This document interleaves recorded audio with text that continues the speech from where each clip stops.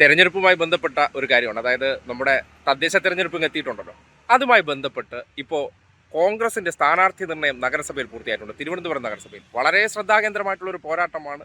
ഒരു ത്രികോണ പോരാട്ടത്തിന് ഇത്തവണ കളമൊരുങ്ങുന്നു എന്നതിൻ്റെ തെളിവാണ് കോൺഗ്രസ് ആധികാരികമായി തന്നെ ശബരിനാഥിനെ പോലെ ഒരു പ്രധാനപ്പെട്ട യുവ നേതാവിനെ മേയർ സ്ഥാനാർത്ഥിയായി പ്രഖ്യാപിച്ച് തെരഞ്ഞെടുപ്പ് രംഗത്തേക്ക് ഇറങ്ങുന്നതിനെ അഭിനന്ദിക്കുകയാണ്. കാര്യം BJPക്ക് വേണ്ടി കഴിഞ്ഞ കുറേ കാലമായി തിരുവനന്തപുരം നഗരസഭയിൽ ആരാണ് ബാറ്റ് ചെയ്തുകൊണ്ടിരുന്നതെന്ന് ചോദിച്ചാൽ അത് കോൺഗ്രസ്സുകാരാണ്. 2010-ൽ 41 സീറ്റുണ്ടായിരുന്ന കോൺഗ്രസ് ഇപ്പോൾ 8 സീറ്റിലേക്ക് ചുരുങ്ങാനുണ്ടായ കാര്യം തലസ്ഥാന നഗരസഭ കൊണ്ടുവന്ന് BJPയുടെ കാൽക്കൽ വെച്ചു കൊടുത്ത് അതിനുശേഷം തിരുവനന്തപുരം കോൺസ്റ്റിറ്റ്യുവൻസിയിലെ നിയമസഭാ മണ്ഡലത്തിൽ VS ശിവകുമാർ എന്നുള്ള പഴയ DCC പ്രസിഡന്റ് തുടർച്ചയായി ജയിക്കുകയും ശശി തരൂർ ജയിക്കുകയും എന്നാൽ കോർപ്പറേഷനിലേക്ക് വരുമ്പോൾ അവർക്ക് ഭൂരിപക്ഷം കിട്ടുന്ന വാർഡുകൾ മുഴുവൻ BJP ജയിക്കുന്ന ഒരു വല്ലാത്ത പ്രതിഭാസം തിരുവനന്തപുരം നഗരസഭയിൽ കണ്ടതാണ്. അവിടെ കൂട്ടുകച്ചവടം എന്താണെന്ന് നാട്ടുകാർക്ക് മുഴുവനും കോൺഗ്രസ്സുകാർക്ക് പോലും പരസ്യമായിട്ട് അറിയാവുന്നതാണ്.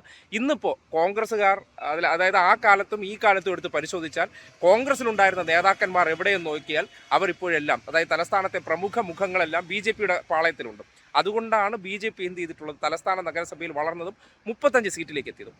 ഇക്കുറി കോൺഗ്രസ് നേരത്തെ ഒരു തീരുമാനമെടുത്തതിനെ ശ്ലാഘിക്കേണ്ടിയിരിക്കുന്നു, അഭിനന്ദിക്കേണ്ടിയിരിക്കുന്നു. കാര്യം നല്ലത് ആര് ചെയ്താലും നല്ലതെന്ന് തന്നെ പറയണമല്ലോ. കാര്യം ഒരു പോരാട്ടത്തിലേക്ക് ഇറങ്ങുമ്പോൾ കോൺഗ്രസിനെ സംബന്ധിക്കുന്നിടത്തോളം തലസ്ഥാന നഗരിയിൽ ഈ തെരഞ്ഞെടുപ്പിലെങ്കിലും BJPക്ക് വേണ്ടി ബാറ്റ് ചെയ്താൽ അവർ തകർന്ന് നാമാവിശേഷമാകുമെന്ന് തിരിച്ചറിഞ്ഞപ്പോൾ ഇന്നിപ്പോൾ വൈകിയാണെങ്കിലും ഇങ്ങനെ ഒരു തീരുമാനമെടുത്തതിനെ അഭിനന്ദിക്കേണ്ടിയിരിക്കുന്നു. അതിൻ്റെ ഒരു പ്രതിഭാസം കഴക്കൂട്ടം മണ്ഡലത്തിൽ കൂടി കാണുന്നുണ്ട്. അതായത് കഴക്കൂട്ടം വാർഡ് അത് തുടർച്ചയായിട്ട് 2 ടേണായിട്ട് ഇടതുപക്ഷം വിജയിച്ചുകൊണ്ടിരിക്കുന്ന വാർഡാണ്. അതായത് തൊട്ടു മുന്നെയാണ് VK പ്രശാന്ത് എന്ന് പറയുന്ന വ്യക്തി ഇവിടെ നിന്ന് വിജയിച്ച് കോർപ്പറേഷൻ മേയറായത്. അതിനുശേഷം LS കവിതയായിരുന്നു ഇവിടുത്തെ വാർഡ് മെമ്പർ ഈ അടുത്ത ദിവസം കൗൺസിലറായിരുന്നു. കൗൺസിലർ ഈ അടുത്ത ദിവസം രാജിവെച്ചിട്ട് അവർക്ക് ജോലി കിട്ടി, ആ ജോലിയുടെ ഭാഗമായിട്ട് പോയി.